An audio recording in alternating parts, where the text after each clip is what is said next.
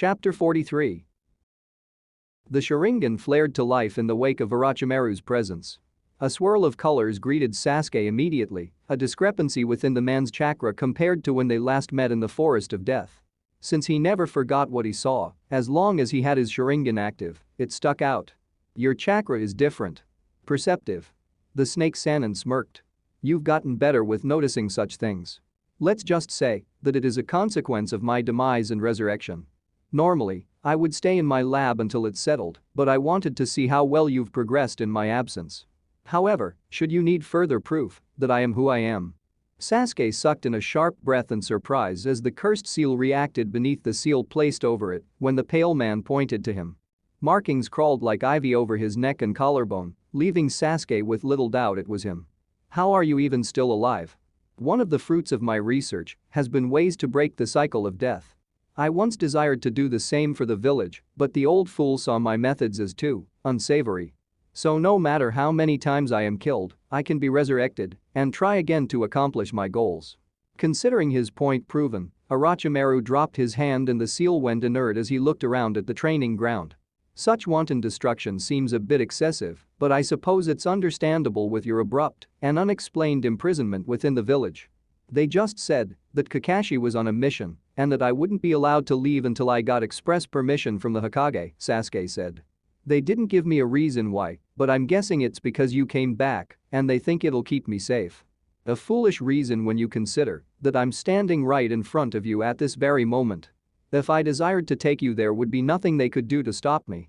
He chuckled when he saw that caused Sasuke to frown defensively. Not that I was implying that you would be easy for me to take, merely that the village has no way to do as they claim. Another example would be how your brother and Kasama, two members of Akatsuki, entered the village, maimed 3 of the elites among their forces, and then left. Tempering himself, Sasuke did recall his brother was talking to someone who was dressed the same during their encounter. The shark-looking man. What is Akatsuki, and why are they helping him? They're a group of S-class shinobi who have abandoned their villages and act as mercenaries, Orochimaru explained. Or at least that's how they market themselves. The truth is a bit more complicated in that they gather information on Jinchuriki, such as that Gaara child and your little teammate. I suspect they intend to hunt them down soon. A jolt of surprise ran through Sasuke at that, and then things started making a lot more sense. Itachi had made it clear he intended to return after bonds of friendship had been fostered, while he thought Sasuke was unconscious. That must have been what he planned to do. He was going to come back for Naruto in order to get him to attain the next level of his Sharingan and accomplish his mission at the same time. Orochimaru waited for Sasuke to digest that in his head before he spoke again. Tell me something, Sasuke-kun. You've seen the gap between you and Itachi once more, so I ask you this question, do you intend to continue to seeking vengeance against him? I will kill him, Sasuke said immediately, burning hatred in his voice. That will never change. My clan will be avenged. I have no doubt you desire to do so, but I'm asking if you believe that will be allowed to? Sasuke's eyes narrowed at the implication that he needed to be allowed to do what he was obligated to as the sole survivor of their clan. For an Uchiha, one was supposed to honor their family and fallen. There was nothing more important than that. I don't need permission to do anything. The Sheikh Sannin shook his head. Leaving aside the fact that you are a shinobi of this village and thus bound to the Hokage's words, you are the last of your clan. Do you really think that they would allow such an encounter when the first sign of my resurrection they squirrel you away without telling you anything? You would be lucky if word ever reached you of him being sighted, let alone being allowed to face Itachi. Sasuke clenched his fist hard enough that his arm began to tremble. They hadn't even told him when Itachi showed up before. It was only because of a slip of the tongue that he knew. I don't care what they will allow me to do. I'm going to make Itachi pay for killing my family and everyone in my clan. No one is getting in the way of that. Orochimaru looked into the pair of Sharingan unwavering, as though looking for any trace of doubt in his words. He clearly liked what he saw because his lips turned upwards as he reached behind his back and pulled out 2 scrolls. That's just what I wanted to hear. Take these then. Sasuke caught the 2 scrolls lazily tossed his way. What are these? The first is a temporary contract of sorts to the snake summonings that I use, he explained. I'm sure that you know by now that there is a barrier of sorts around the village that detects when one leaves the grounds or enter it through ordinary means. If you sign it then you'll be able to perform one summoning and they will be able to reverse summon you in turn. Through this method you will be able to leave the village should you choose to abandon it to seek out your vengeance without them being aware, ensuring that you aren't simply dragged back minutes after your departure. If you wish to establish a more permanent contract, that can be arranged at a later date. Sasuke confirmed as much by opening it up and viewing it himself. And the second? A storage scroll containing everything you would need to elevate my little gift to you to the next level, Orochimaru said. I would suggest going through all the details beforehand and following them precisely should you choose to unlock the power within it. Sasuke looked at him suspiciously as he slipped the scrolls into his back pouch. Why are you just giving these to me? What do you gain from this? That is a good question, Orochimaru said as he tapped on his chin in thought. I can give you a number of reasons for doing so. For example, I have my own grievances against your brother and think it would be excellent if he died by your hands. And I do take some pleasure in preserving and documenting rare bloodlines that are on the verge of extinction. However, I don't really think that it matters all that much what reason I give you, since you only seek to whatever power you can get your hands on to deal with your brother. Is that a problem? Sasuke asked. There's no shame in desiring to be stronger in this world, Sasuke-kun. A sinister chuckle echoed from Orochimaru's throat as his body began to turn into mud and fall apart. I won't judge you for the means by which you accomplish your goal, as it would make me a hypocrite. Until that day comes, when you decide to leave this village behind and come to me, I'll simply settle for watching you grow from the shadows. Don't disappoint me. Soon there was nothing left but mud and silence in the clearing, leaving Sasuke alone with his thoughts as the words of the snake Sannin slithered their way into his heart. While he didn't trust what the man said, he did need all the power he could muster if he was going to carry out his vengeance. It still left the scrolls in his pouch feeling heavy. Naruto House. At the same time that Sasuke was gifted by the snake Sannin, a low rumble left Naruto's throat as he looked over the information he was bequeathed by the Toad Sage while he was absent. It contained information he'd gathered on Naruto's parents and homeland, as well as a few scrolls on other things. That unfortunately included homework, for lack of a better term. He had to do research on some of the politics of the village and things of that nature.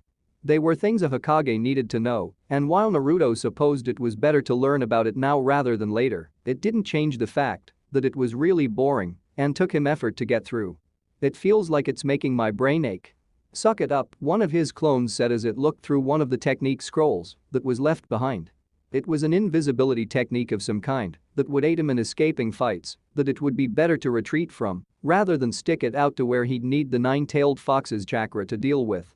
His access to that chakra was still sealed anyway. If Naruto had to be honest, he was hoping he might find the fourth Hokage's technique within it.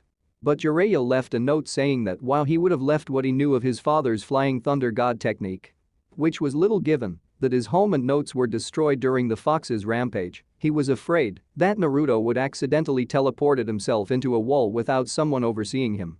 That happened during a testing with a shadow clone, apparently. The original Naruto turned from his perch on his bed towards the clone and shot him a glare. You don't get to complain. You're the one who gets to look at the technique while I get glorified academy work. The clone shrugged. Not my fault you picked paper when you should have picked rock. The original's eyes narrowed until he was leering at his clone. You do remember I can dispel you, right? True, but we know you won't.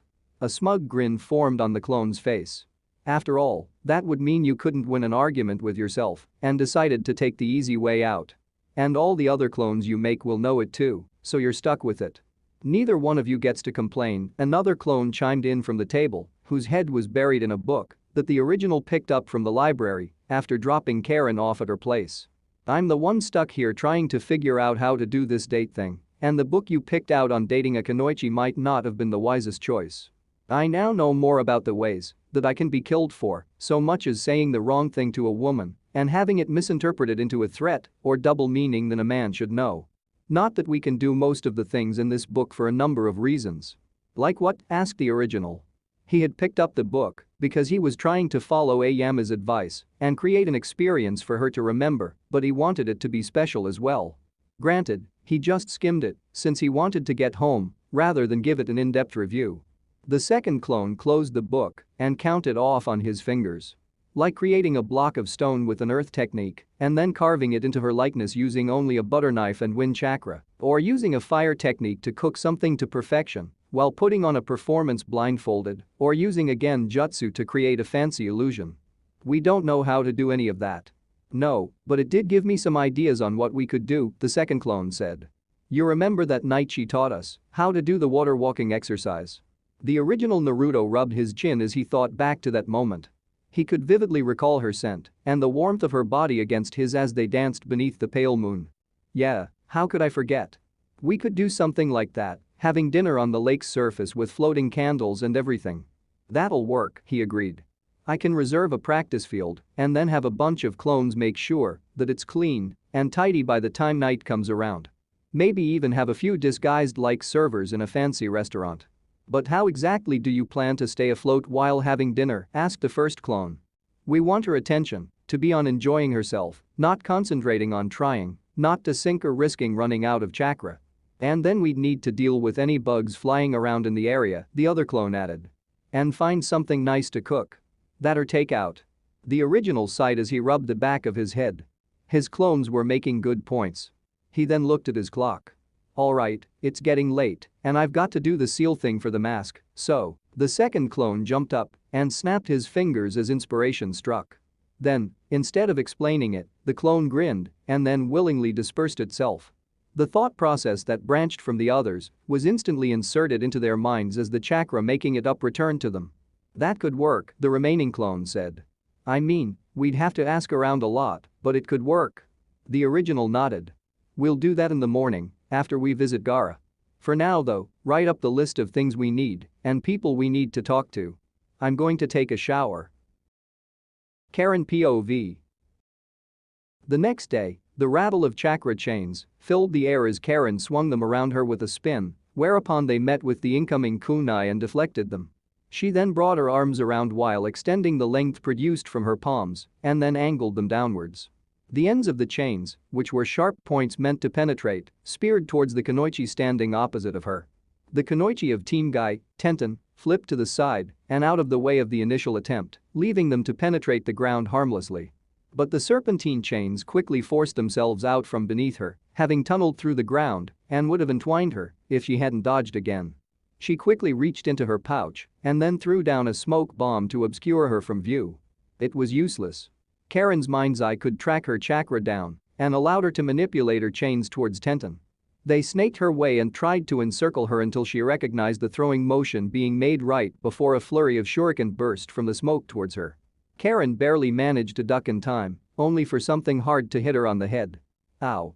She broke off the chains and rubbed her head where she'd been hit. A glance to the ground showed what had hit her. It was a practice stick, the kind used for sparring in place of a short sword, with a wire wrapped around it. If this had been a chain sickle, it would have buried itself right into your skull, Tenten said as she emerged from the smoke and pulled on the wire, sending it back to her as she took up a starting stance again. If your focus is on manipulating the chains to chase someone down, you'll be vulnerable to projectiles or being blindsided from behind or above. Only try something like that if you're ambushing them from a safe location. Got it. Karen entered into the same stance. They had been going at it since this morning, when Sakura had introduced her to the weapon enthusiast.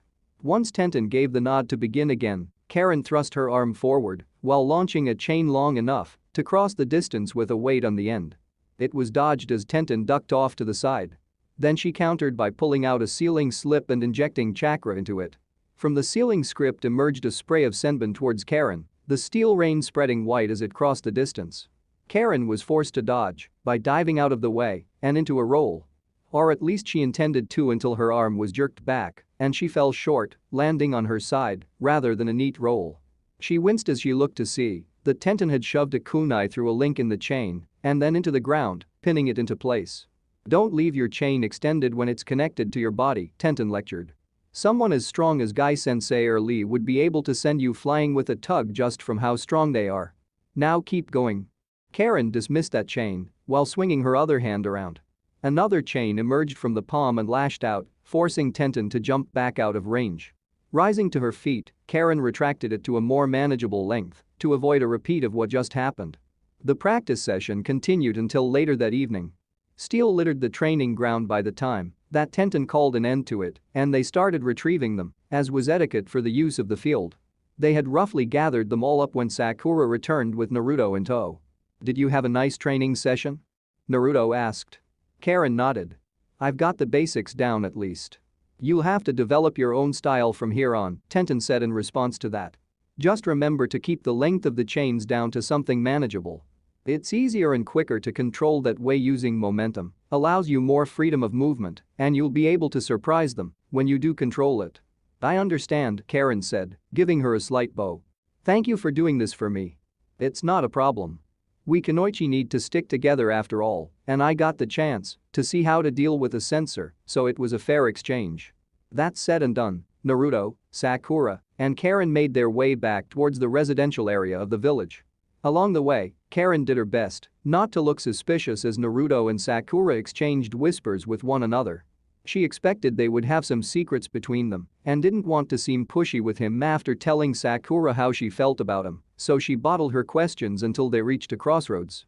That was where Sakura split off to head elsewhere after sighing and then giving Naruto a nod.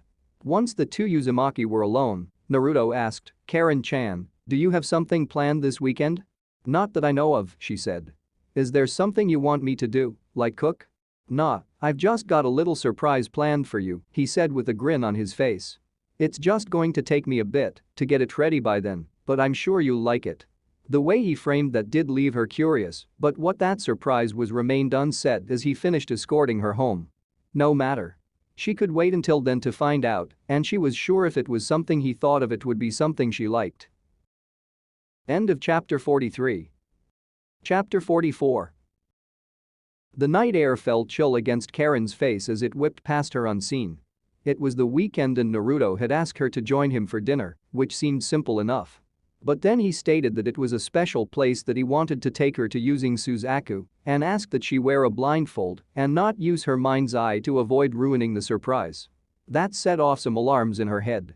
She couldn't fathom why he'd ask her to do that, but the use of her mind's eye prior to accepting revealed that it was him and he wasn't under the influence of foreign chakra. So she put her trust in her clansman and accepted his terms. Still, it was unnerving to be flying blindly like this. A weight settled in her stomach as she tried not to panic and fought against the instinctive desire to activate her mind's eye while her physical eyes were blindfolded. Instead, she tightened her hold on the warm figure nestled against her and ensured that she was still anchored to the vermilion bird through chakra. We're almost there, Naruto said with his voice raised to be heard over the rushing wind that whipped at their hair. I promise you'll like it. I'll take your word for it, Karen said, holding him tighter. It was less out of fear this time and more because he felt warm to the touch. That, and, if she was being honest with herself, she enjoyed the feeling of comfort it brought without putting any pressure on him. Their flight continued on for a few minutes until she felt a shift in the air and gravity. They were descending. Suzaku landed softly and then lowered itself onto the ground for them to unmount. I guess we must be here now? Karen released the anchor she had to it and moved to lower herself. She hadn't even set a foot on the ground before she felt herself being lifted into Naruto's arms, one around her back and the other beneath her knees. Hey. Let me carry you until we reach it, he said. It won't take a minute. Whatever this surprise is, it must be elaborate, she thought to herself as she felt heat pooling in her cheeks while being held like this. She kept silent as he moved forward, but the sound of water shifting underfoot with each step led her to believe that they were in the middle of a pond or lake. And there was a scent, a hint of sweetness tinging it to the point where it slightly tickled her nose. What could he be planning? The unasked question was answered when Naruto eventually came to a stop and set her down in what felt like a chair. We're here. You can take the blindfold off. She lowered it from her eyes and rested it around her neck before reaching for her glasses, which were perched on the collar of her long-sleeved lavender blouse. It ran long, down to her black pants, to cover up her skin entirely. The moment she put them on and her vision cleared, a surprised gasp slid out of her mouth as she took in the surroundings. Dark water stretched out around them, small lily pads with candles in paper lanterns burning the sweet incense as they drifted left and right. Motes of light hung in the air like suspended raindrops, glittering in intervals between stone columns rising out the water marked with the crest of their clan. The stars above were shining brightly as well, like diamonds woven into the night sky. Was this the surprise you mentioned? She asked, looking back towards Naruto. He had dressed up somewhat in a different outfit than his usual jumpsuits, instead wearing a dark shirt and black pants. Next to him was a table that had a serving platter with a lid on it and candles burning next to it. Yeah. Well. He looked off to the side, a nervous smile on his face as he gathered himself. I wanted to do something special, so I called in a few favors and arranged for a date. There was a moment of silence as his words registered. Then she felt heat bubbling up in her chest and then rising to her head as she blushed, completely flustered. This is a date. If that's okay, Naruto quickly added. I wanted it to be a surprise for you, so I couldn't ask if it was fine. But, no, it's fine. It's fine. She rose to her feet. I mean, if you had told me ahead of time I probably would have told you not to go out of your way for me. But since I thought we were just eating together casually, I just threw on something appropriate for going out in public. If I had expected something like this, I would have done something with my hair, or maybe spray on perfume, or wear something more attractive. You look cute. He shook his head. No, beautiful the way you are. That's sweet of you to say. Seeing how nervous he seemed, Karen took a moment to pull herself together. He had clearly done all of this to set a mood, but it was still something he didn't seem confident in. She couldn't let him think he'd done something wrong. And you look handsome too, Naruto. Ah, thanks. His shoulders relaxed, all the tension in his body growing slack. I had a talk with Yamane a few days ago about how to set a date properly because I wanted to respond to what you told me. About being in love with me. Karen brushed her hair at that. I didn't want you to feel pressured to answer that. I know, he said. But I want to. I want to tell you that I'm still learning what it means to know what it's like to love someone. I mean, I care about others a lot. If I can protect them, then I will, even if it costs me my life. That's part of what I determined in the land of waves. She knew that much. It was part of why she cared so much for him. But it's different with you, he continued, putting a hand over his heart. When I'm with you, I feel happy in a different way than when I'm with everyone else. And the thought of losing you and that happiness makes my heart feel heavy, so I'm scared that I'll make a mistake and endanger that. His words weighed on her heart in the opposite direction, making it feel lighter as her pulse quickened. She walked closer and reached out her hands, cupping his cheeks to gently straighten his head towards her. Then she leaned close until their foreheads were touching. I feel the same way, Naruto, she told him. It's confusing for me as well. I've never felt like this for anyone else, and I'm scared that I might do something to push you away. But it feels right for me, so I want to take it slow. Me too, Naruto said, so close that his breath wafted against her skin. It was minty fresh, a detail she would normally overlook. But they were so close that Karen noticed not only his breath, but also how his skin also had a freshly washed scent to it, and his eyes had a nervous glimmer in them. She found all of it cute and wondered how easy it would be to lean forward, tilt her head to the side slightly, and then kiss him like this. The stray thoughts led to her lips towards his, only for her to catch herself and twist his head to the side just enough to instead kiss his cheek. Compared to kissing him on the lips again, it was probably the safer option, since she didn't want to push him out of his comfort zone. Pulling back and clearing her throat as he blushed furiously, Karen then turned to the table and serving platter. So what are we having for dinner? Sakura POV. Looks like you didn't mess up, Sakura said as she watched them sit down to eat from her perch at the base of the tree, just outside of the area, where she overlaid an external genjutsu over the surface of the lake in the training field. Next to her was a clone of Naruto, actively overseeing how the date was going. Yeah, he said with a goofy grin as he rubbed his cheek, where Karen kissed the original. I was worried that I had made a mistake or something, but it looked like it worked out. Thanks for helping out. When Naruto had approached her and talked about what he had planned, Sakura found some hesitation in using her growing prowess with illusions in this manner. The false surroundings technique was simplistic in that it was only C-ranked, but it took some creativity and effort to get the image just right to make it look as well as it did. I know you asked me to arrange for the illusion, but I still don't know how you set all this up, Sakura said. Much less how you got a giant lily pad here for you to have the dinner on. Walk me through it. Well, I wanted to recapture how she taught me how to walk on water as part of my training, since it was a good memory, so I reserved the training field. Then there was the matter of getting something to eat on. I couldn't afford a boat and using transformed clones was a risk since they could sink, plus I didn't want to burn chakra needlessly, so I called up Gamakichi and Gamatatsu for advice. You mean the little toads that I see you with every now and again? Sakura guessed. Yeah, that's them. They managed to loan me one of Toad Boss's lily pads that he uses as a floating sake tray. Then there was dealing with any mosquitoes and bugs around, so I asked Eno for anything I can burn to keep them away, since she knows about plants and stuff. As for dinner, Am&E had me go get the ingredients for a romantic meal and said she'd prepare it, so I picked up some pork, ginger, rice, curry, and some other stuff. That does looks delicious, Sakura said as she observed the original removing the lid on the serving tray to show the dinner. It was pork cut into slices, glistening with some kind of sauce, and layered with what looked to be some kind of grated herbs. Vegetables covered the side, and for dessert there looked to be a stack of sweets piled onto one another, with 2 cups between them. Here, the clone said, setting down a sealing slip that released a second serving tray. He removed the lid to show it was a similar meal to what they were eating, if there was less of it. Am&E wanted to make sure I had enough, so that the date went well, but I was afraid, if we ate too much then we'd have trouble skating on the water afterwards.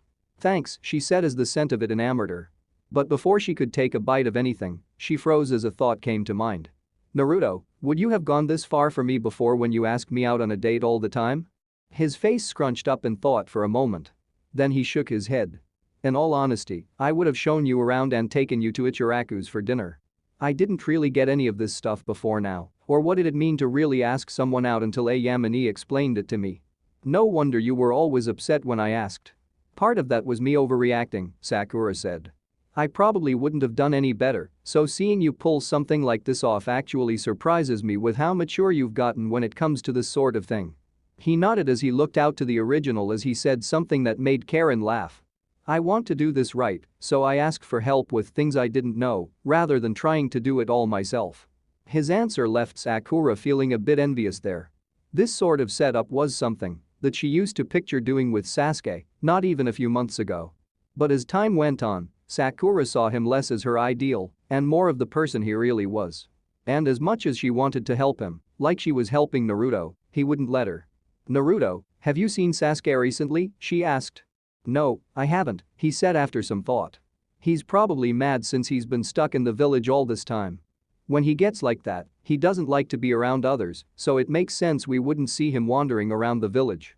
I just wish he'd let us help him, but he's really starting to act like he was before we were a team, Sakura said. It's only been a short time since then, it's felt like so much has changed. It'll be okay, Naruto's clone said. I promise, Sasuke will come around in time.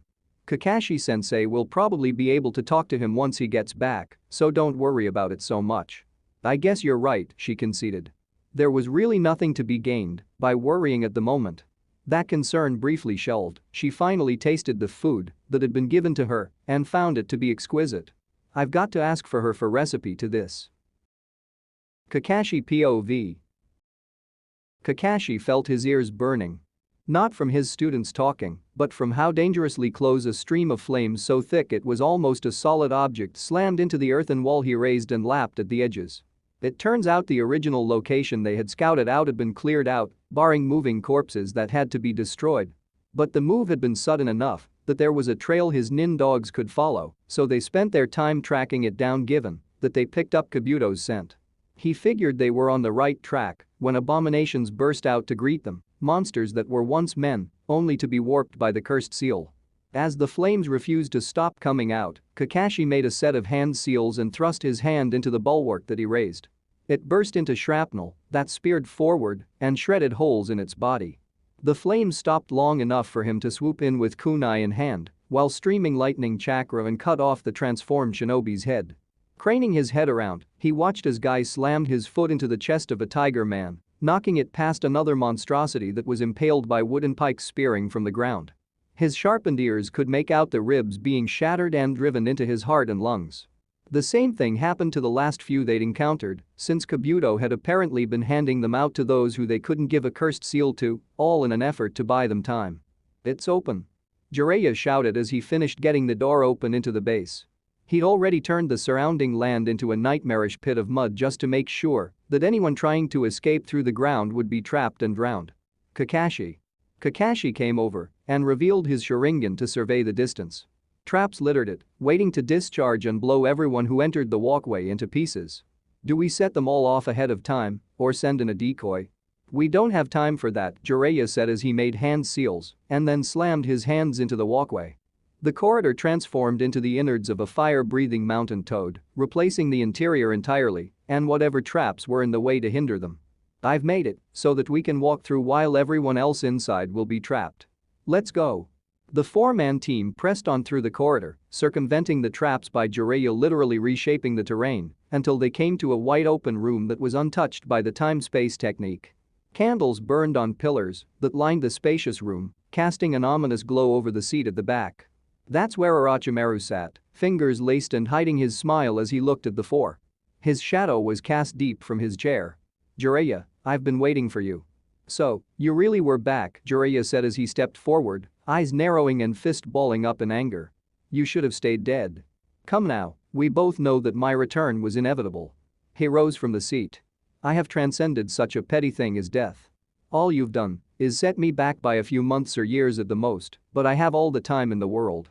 Try all you like, but I will return again and again until I fulfill my..." Wooden spears curved from behind Jiraiya, stemming from Tenzo's outstretched palm to impale the snake Sannin as he spoke. At the same time, Kakashi and Guy had moved with body flickers to come in from the right and left.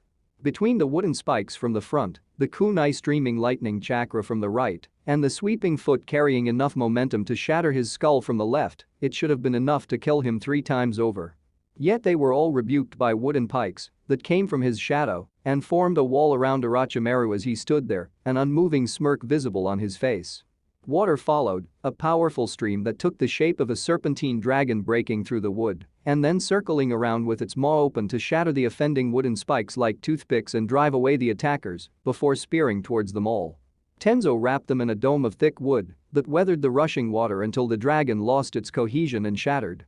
He then split the dome in half to clear their line of sight, and it revealed Orochimaru standing where he did before with 2 other figures that were unmistakable. After all, who wouldn't recognize the first 2 Hokage of their village? "I shattered their coffins during the exams, so that should have destroyed them," Jiraiya said through gritted teeth. "You may have stopped their resurrection during the finals, but those were merely vessels sacrificed to house the souls of these 2, Orochimaru said as he produced 2 kunai from behind his back with tags on them. "As long as I have their genetic material and their souls can be reached, I can bring them back over and over." "You always have to play God, don't you?" Jiraiya asked. "Stealing bodies, trying to burn down the village that you were born in, denying the dead their final rest. You're never content with just leaving things the way they should be, and you don't care who you hurt in the end." "Of course. I wouldn't be a man of science otherwise," Orochimaru said. "Those that fail to ascend their limitations will wither and die. Only those willing to break free of the natural order and such things as morals will truly make any sort of progress. But enough talk." He stabbed the kunai into the back of the first and second Hokage's heads and gave the order. "Kill them all." End of chapter 44.